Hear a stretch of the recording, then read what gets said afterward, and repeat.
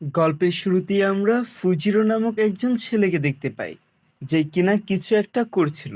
তখন দেখা যায় সে একটা মাঙ্গা লিখছিল।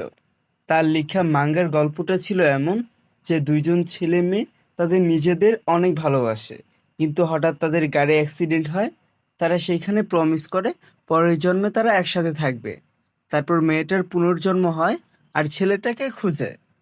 তারপর আমরা একটা ক্লাসের দৃশ্য দেখতে পাই, যেখানে টিচার তাদের কাগজ দিচ্ছিল আর বলছিল তাদের মা বাবাকে দেখাতে। তারপর দেখা যায় এটা একটা মাঙ্গা ছিল।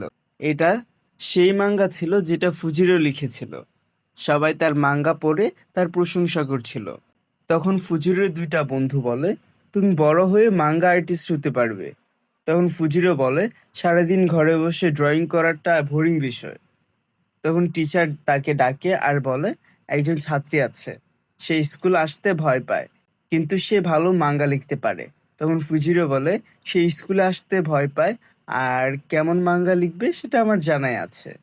পরের পার্টটি দেখার জন্য ভিডিওতে একটি লাইক করে চ্যানেলটি সাবস্ক্রাইব করুন।